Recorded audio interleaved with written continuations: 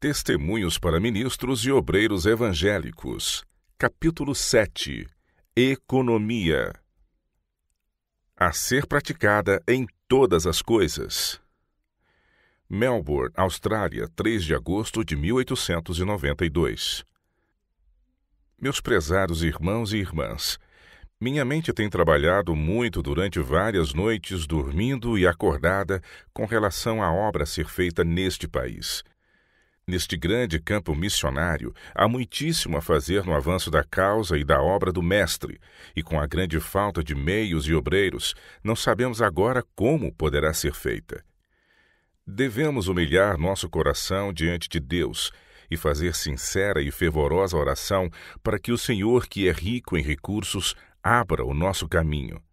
Minha é a prata e meu é o ouro, diz o Senhor, e as alimarias sobre milhares de montanhas. A vida de Cristo, o Senhor da glória, é o nosso exemplo.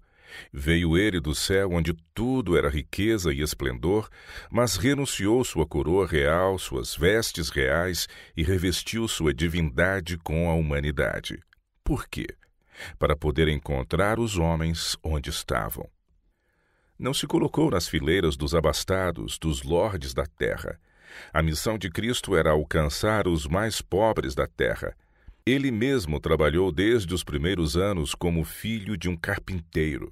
A abnegação, soube ele o que ela significava.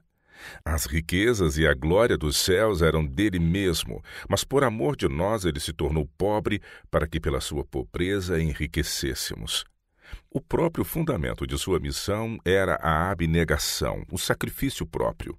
O mundo era seu, ele o fez.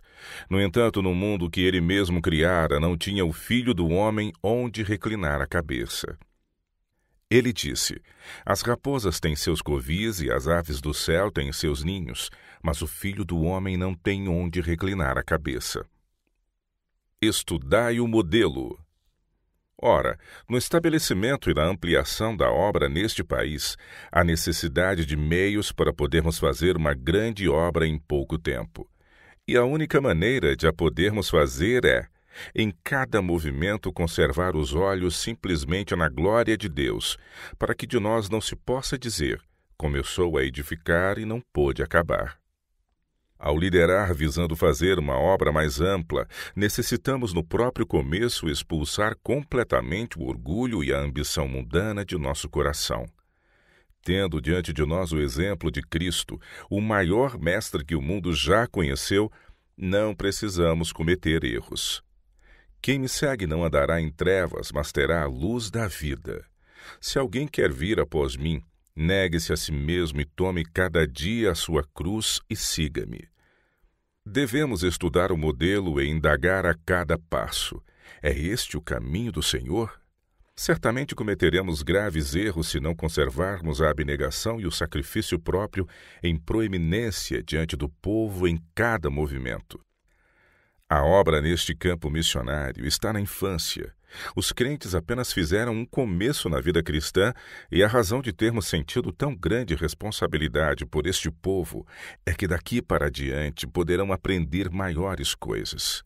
Ainda não aparece o que eles serão mediante uma crença prática na verdade e a santificação de todo o ser por essa mesma verdade. As palavras e o exemplo de nosso Redentor em sua vida de humildade e abnegação serão a luz e a força de seu povo, se este seguir completamente a Jesus, nele confiando a cada passo. Seja a linguagem de nosso coração, sê tu o meu modelo. Se alguém quiser fazer a vontade dele, pela mesma doutrina conhecerá. Nada é tão desejável como viver como Cristo viveu, negar o eu como Cristo negou a si mesmo, e com ele trabalhar procurando salvar o perdido. Evitai a extravagância. No assunto de mobília, não compreis um artigo meramente para fazer exibição. Obtende coisas que sejam úteis e que suportem o manuseio. Educai o povo a praticar a abnegação. Considere-se que cada dólar pode representar uma alma, pois alguém poderia ter sido trazido ao conhecimento da verdade pelo uso desse dólar no trabalho missionário. Podemos ter gosto muito apurado e apreciar o que é belo e artístico, mas não tinha Cristo mais fino, puro e santo gosto? Seu lar era o céu. No entanto, ele negou a si mesmo, toda a sua vida foi assinalada pela humilhação, desde a manjedoura ao Calvário. No começo da obra, não devemos reproduzir as próprias coisas que o Senhor tem condenado na América. O dispêndio desnecessário e extravagante de dinheiro para satisfazer o orgulho e o amor da ostentação. Qualquer coisa dessa ordem seja escrupulosamente evitada. Manter a simplicidade. Ao comer, vestir e ao mobiliar nossos prédios escolares, precisamos conservar a simplicidade da verdadeira piedade. Muitos negarão a si mesmos e farão grande sacrifício, visando contribuir para tornar a obra missionária um êxito. E caso vissem esses meios serem gastos nas mais finas roupas e na mobília mais dispendiosa, ou nos mais dispendiosos artigos de mesa, isso exerceria uma lamentável influência sobre esses irmãos e irmãs. Nada poderia militar mais decididamente contra a nossa utilidade presente e futura neste país. A primeira de todas as lições a ensinar aos alunos é a abnegação. Que seus olhos, seus sentidos aprendam a lição. Fazei com que todo o equipamento da escola traga uma instrução prática sobre este assunto, de que o trabalho pode ser levado avante apenas pelo sacrifício constante. Em cada movimento sigamos de perto o exemplo de nosso Salvador. Impressiono-me profundamente com estas coisas. Devemos considerar em que diretrizes trabalhar a fim de conseguir êxito. Devemos ir para o trabalho com o coração imbuído do Espírito de Cristo. Então, reconheceremos que nosso trabalho deve ser levado avante de maneira humilde. Nossos ministros e suas esposas devem ser o exemplo de simplicidade no vestuário. Devem vestir-se com correção, confortavelmente, usando bom material, mas evitando qualquer coisa que se assemelhe à extravagância e adornos, mesmo que não sejam dispendiosos, pois essas coisas testificam contra nós. Devemos educar os jovens na simplicidade do vestuário, na singeleza e no asseio. Sejam os adornos extras deixados fora, mesmo que o custo seja apenas uma ninharia. A aliança. Alguns se têm preocupado com o uso da aliança, achando que as esposas de nossos ministros se devem conformar com este costume. Tudo isto é desnecessário. Possuam as esposas de ministros o áureo elo que as ligue a Jesus Cristo, um caráter puro e santo, o verdadeiro amor e mansidão e piedade que são frutos produzidos pela árvore cristã. E certa será em toda parte sua influência. O fato de o descaso desse costume ocasionar comentários não é boa razão para adotá-lo. Os americanos podem fazer compreender sua atitude com declarar positivamente que esse uso não é obrigatório em nosso país. Nós não precisamos usar este anel, pois não somos infiéis a nosso voto matrimonial, e o trazer a aliança não seria prova de sermos fiéis. Sinto profundamente este processo de fermentação que parece estar em andamento entre nós na conformidade com o costume e a moda. Nenhum centavo deve ser gasto com esse aro de ouro para testificar que somos casados. Nos países em que o costume for imperioso, não temos o encargo de condenar os que usarem sua aliança. Que o façam, caso possam fazê-lo em boa consciência. Não achem, porém, nossos missionários que o uso da aliança lhes aumentará um jota ou um tio a influência. Se eles são cristãos, isto se manifestará no cristianismo de seu caráter, suas palavras, suas obras, no lar e no convívio com os outros. Isto se demonstrará por sua paciência, longanimidade e bondade. Eles manifestarão o espírito do Mestre, possuirão sua beleza de caráter, a amabilidade de sua disposição, seu coração compassivo. Melhora do trabalho. 23 de abril de 1894. Deus apela para que haja decidida melhora nos vários ramos da obra. Os negócios feitos com relação à causa de Deus devem ser assinalados pela maior precisão e exatidão. Não tem havido esforços acurados, decididos e firmes para produzir a necessária reforma. Alguns dos que estão ligados à causa estão se aproximando do fim de sua vida e, no entanto, ainda não aprenderam as lições da Bíblia de tal modo que sentissem a necessidade de as aplicarem em sua vida prática. Têm perdido oportunidades e graciosas bênçãos não têm sido apreciadas porque não desejam fazer mudança. Meu guia disse: elevai a norma em toda a educação escolar. Não deveis estabelecer uma norma baixa. A disciplina deve ser mantida. Ensinai os jovens por preceito e exemplo.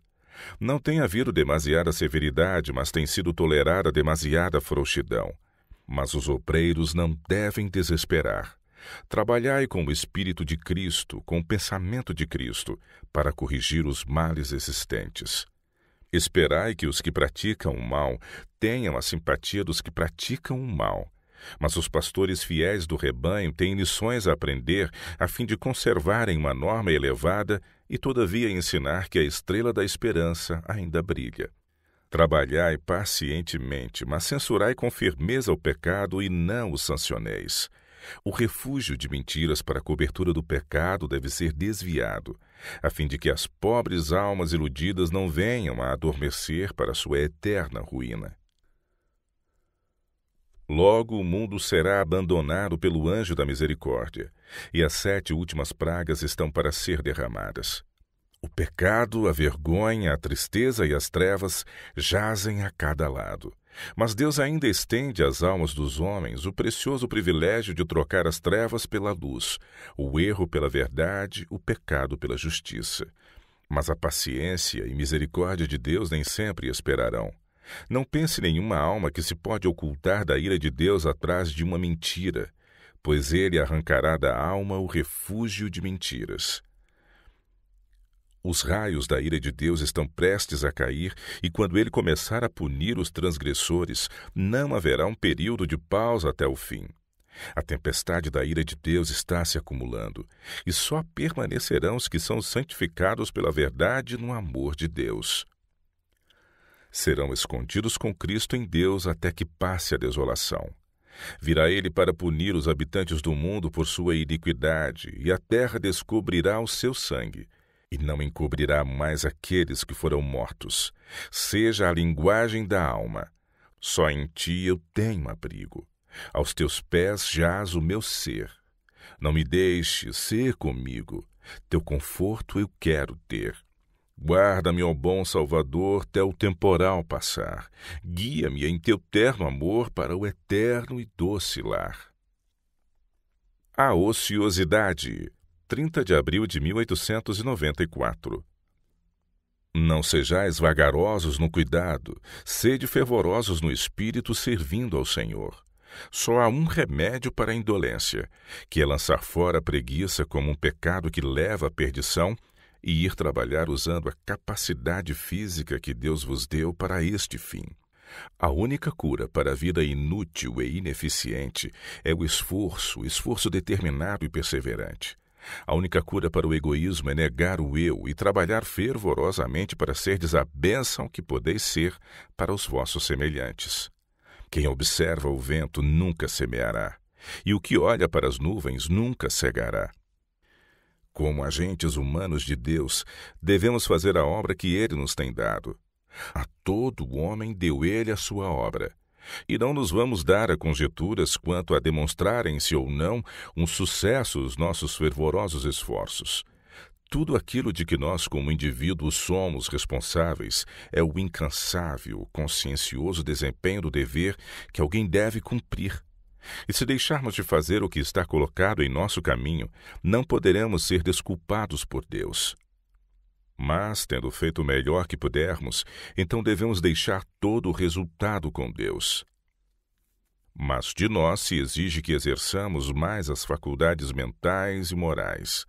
É vosso dever, e tem sido vosso dever durante cada dia de vida que Deus graciosamente vos tem concedido, puxar os remos do dever, pois sois o agente responsável de Deus. A ordem que vos é dada é: vai trabalhar hoje na minha vinha. Todos nós somos obreiros de Deus e nenhum de nós deve ser ocioso. Mas quero perguntar: que estás fazendo pelo Mestre de modo a poderdes ouvir suas palavras de aprovação? Bem está, servo bom e fiel. Sobre o pouco foste fiel, sobre muito te colocarei. Deus nunca comete um erro. Ele nunca chama bons e fiéis homens que não são bons e fiéis. O Espírito de Jesus. 3 de agosto de 1894. Cristo identifica o seu interesse com o da humanidade. A obra que traz as credenciais divinas é a que manifesta o Espírito de Jesus, que revela seu amor, seu cuidado, sua ternura ao lidar com a mente dos homens. Que revelações viriam aos homens se a cortina fosse aberta e pudesseis ver o resultado de vosso trabalho ao lidar com os que erram e que necessitam do mais judicioso tratamento para não serem desviados do caminho. Portanto, tornai a levantar as mãos cansadas e os joelhos desconjuntados, e fazei veredas direitas para os vossos pés, para que o que manqueja se não desvie inteiramente, antes seja sarado. Sempre teremos de lidar com pessoas provadas e tentadas, e é necessário que sejamos diariamente convertidos a Deus, sendo vasos que podem ser usados para a honra e glória do seu nome. O verdadeiro valor da alma só pode ser estimado pela cruz do Calvário. Porque Deus amou o mundo de tal maneira que deu seu Filho unigênito, para que todo aquele que nele crê não pereça, mas tenha a vida eterna. Os que não são convertidos, que não estão santificados, manifestarão de que qualidade de espírito eles são. Revelarão pelo que gostam ou deixam de gostar que seus sentimentos naturais não estão sob o domínio de uma vontade santificada. A religião de Jesus Cristo é de molde a revolucionar inteiramente o homem. A verdade de Deus tem poder para transformar o caráter. Devemos ter a fé que opera por amor e purifica a alma. A fé cujo resultado não é este, nenhum valor tem. O fruto do ramo revelará o caráter do tronco mestre. O que está plantado em Cristo será elevado. Em vez de agir asperamente, em vez de extirpar da fé e da esperança o que erra pela vossa severidade e aspereza, o cristão genuíno ensinará ao ignorante, reformará o homem pecaminoso, confortará os que choram, reprimirá a opressão e a injustiça, e trabalhará seguindo um plano como o de Cristo, mesmo em todas as transações comerciais. Em vez de instigar a contenda, trará paz e harmonia. Entre os que têm ocupado posições de confiança na obra de Deus, tem havido condescendência para com um espírito severo, injusto e crítico. A menos que os que transigem com este espírito se convertam, serão desobrigados da responsabilidade de ter uma parte nas comissões de conselho, mesmo nas transações comerciais. A menos que sejam convertidos, não deve sua voz ser ouvida no concílio, pois o resultado conjunto é mais prejudicial que benéfico. O mal prevalece. O homem se torna ofensor por uma palavra, e a suspeita, desconfiança, ciúme, más conjecturas, falar mal e a injustiça se reproduzem mesmo em conexão com a causa de Deus. Um zelo falso passa por dedicação à causa de Deus, mas as vestes rotas e imundas do eu devem ser destruídas e em seu lugar deve o homem aceitar a justiça de Cristo. A perseguição levada a efeito entre os membros da igreja é uma coisa muito terrível. Verdade é que alguns têm cometido erros e enganos, mas é igualmente verdade que esses erros e enganos não são tão graves à vista de Deus como o espírito severo e não perdoador dos que são críticos e censuradores. Muitos dos que se julgam livres para fazer juízo de outros cometem erros que, embora não se tornem manifestos, estão manchados com mal implacável que lhes está corrompendo a vida espiritual. Amor e união. Deus gostaria de abrir os olhos de seu povo professo, a fim de que pudesse ver que deve amar a Deus sobre todas as coisas e ao próximo como a si mesmo, se quiser ser salvo em seu reino. Muitos estão demonstrando não serem dominados pelo Espírito de Cristo, mas por outro Espírito. Os atributos que ostentam não são diferentes dos atributos de Cristo como os característicos de Satanás. É alto tempo de os crentes ficarem ombro a ombro e se esforçarem juntamente pela vida eterna, em lugar de se manterem afastados e exprimindo por palavra e ação: sou mais santo do que tu. Os que querem empregar suas forças para a salvação das almas que perecem devem unir-se coração a coração e serem ligados pelos laços da simpatia e amor. Devem os irmãos manifestar o mesmo espírito que foi manifestado pelo nosso misericordioso e fiel sumo sacerdote, que foi tocado pelo sentimento de nossas fraquezas. Podemos inspirar nova vida aos desfalecentes e desesperançados. Podemos alcançar vitórias que nossa opinião mal concebida e errônea, que nossos defeitos de caráter e nossa falta de fé têm considerado impossível. Fé. Fé. Pouco sabemos o que isto significa. O Senhor logo virá. O fim de todas as coisas está às portas. O Senhor logo virá. Já os seus juízos se espalham em nossa terra. Não somente devemos falar na vinda de Cristo, mas em cada ação devemos revelar o fato de que logo se manifestará nas nuvens do céu com poder e grande glória. Já vestimos as vestes de bodas? Temos nós piedade pessoal? Temos cooperado com os instrumentos divinos de maneira zelosa e sem reservas, entremeando na nossa vida prática os princípios divinos da santa lei de Deus? Uma coisa é falar na lei e outra coisa inteiramente diferente é praticá-la. É o obrador da lei que será justificado diante de Deus, pois os que praticam a lei representam o caráter de Deus e não mentem contra a verdade. O Senhor vem. O tempo é curto, e quem, à vista da Bíblia, é colaborador de Deus? Não nos encheremos nós de temor e respeito, para não estarmos ainda com nosso temperamento natural, para não estarmos inconversos e profanos, procurando impingir uma experiência falsificada em lugar da verdadeira? Despertai, irmãos, despertai antes que para sempre seja demasiado tarde. Muitos há que são colaboradores de Deus e que nós não distinguimos. Nunca foram as mãos dos ministros impostas sobre eles, ordenando-os para a obra. Não obstante, estão carregando o jugo de Cristo e exercendo salvadora influência no trabalho em diferentes ramos, a fim de ganhar almas para Cristo. O êxito de nossa obra depende de nosso amor a Deus e nosso amor aos nossos semelhantes. Quando houver ação harmoniosa entre os membros individuais da Igreja, quando houver manifesto amor e confiança de um irmão para com outro, haverá proporcional força e poder em nossa obra para a salvação dos homens. Como necessitamos grandemente de uma renovação moral!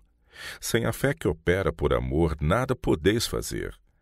Oxalá o Senhor vos dê um coração que receba este testemunho.